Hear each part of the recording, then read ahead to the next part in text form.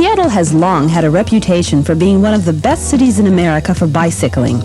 Thousands of Seattleites bicycle to work each day, and the number is growing. Bicycling is also one of the most popular recreational activities in our city.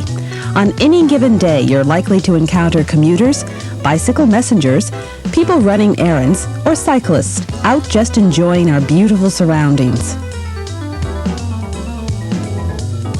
Seattle is a city surrounded by hills and water. Getting around town inevitably means finding routes around, over, or through those natural barriers, as well as a few obstacles we've contributed to the landscape, like highways, heavily trafficked roads, and railroad tracks. Seattle enjoys its status as a bicycle-friendly city, and we're proud of the attention our facilities have been getting. Other cities are asking how we do it. We'd like to share with you what we've accomplished.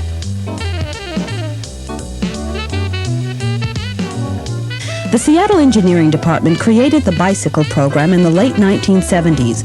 Over time, the bicycle program has evolved and now has two main goals. 1, building a comprehensive trail system, and 2, making all streets safe and accessible for bicyclists. We'll first look at the trail system. A map of the system reveals that you can get just about anywhere you're going on the city's trails network. For bicyclists, the urban trail system provides a combination of signed bike routes, marked bike lanes, and separated trails. They connect Seattle's neighborhoods to work sites, schools, shopping districts, and parks. Whenever possible, our trails travel along shorelines and abandoned railroad rights-of-way. This not only preserves these natural areas, but creates green belts that provide an escape from concrete, highways, and skyscrapers. Our urban trail system consists of 3 regional trails and neighborhood connector routes. The 3 regional trails are the Burke-Gilman Trail, the I90 Trail, and the Duwamish Trail. Citizen initiative in the 1970s started the process to build the popular Burke-Gilman Trail on an abandoned railroad right-of-way. Running 12 miles, this 10-foot wide trail winds through some of the most scenic areas in Seattle and is used by more than 1 million people annually. Over 800 people a day use it to commute to work and school. Although bicyclists account for about 70% of the traffic, they share the trail with other people on wheels, as well as pedestrians and joggers. In some places, because of the high use, we have divided our trails into separate all-heels and all-wheels paths. The I90 Trail was built as part of the Interstate 90 Freeway project. In the late 1960s, bicyclists began lobbying to get bicycle facilities included in this project. This trail provides a vital link across Lake Washington to Eastside communities. It is the only way for bicyclists to ride across the lake. Without this link, they would have to ride 25 miles around the lake. One section of the I-90 Trail tunnels through a hillside, allowing bicyclists to avoid a steep hill climb. The tunnel is monitored by video cameras and decorated with murals painted by local school children. The Duwamish Trail is the major trail connection through the south end of Seattle. This trail follows the Duwamish River. It is largely because of the efforts of a citizen group called Friends of the Duwamish that we have this trail. This group was concerned with providing public access to the river and enhancing neglected portions of the waterway. They brought their concerns to the city's attention. 17 sources of funding were used to build the Duwamish Trail. A major portion of the trail was built as restoration for a pipeline project. These 3 trails, the Burke-Gilman, the I-90, and the Duwamish, are the main arteries of our urban trail system. But even with an extensive trail system, most bicycling takes place on city streets. In order to meet the needs of all bicyclists, we are working to improve the existing street network to provide better and safer bike access. The Bicycle Spot Safety Improvement Program is an innovative attempt to remove barriers to bicycling from the existing street system. The program makes about 100 low-cost, small-scale improvements each year. Seattle's bike spot improvements usually cost less than $10,000. Many cost less than $100.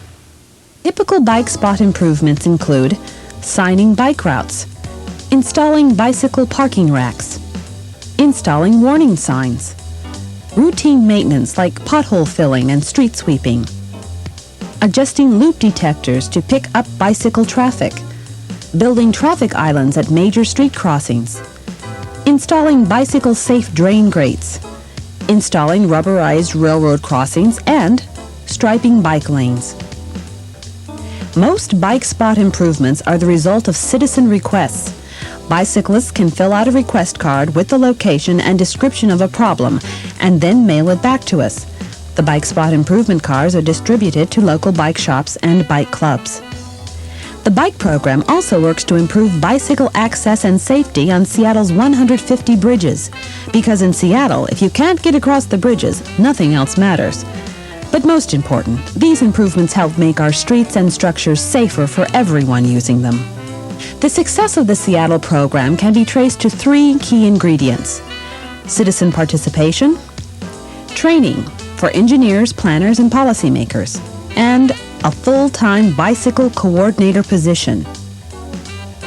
Key ingredient number one is citizen participation. Without the tireless efforts of concerned citizens, little of the Seattle Bicycle Network would exist. Nearly every bicycle or pedestrian path in Seattle has come at the request of our citizens.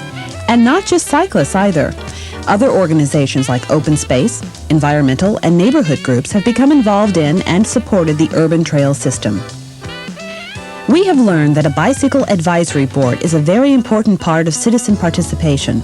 The Seattle Bicycle Advisory Board was created by City Council resolution and advises all city departments on issues regarding bicycling.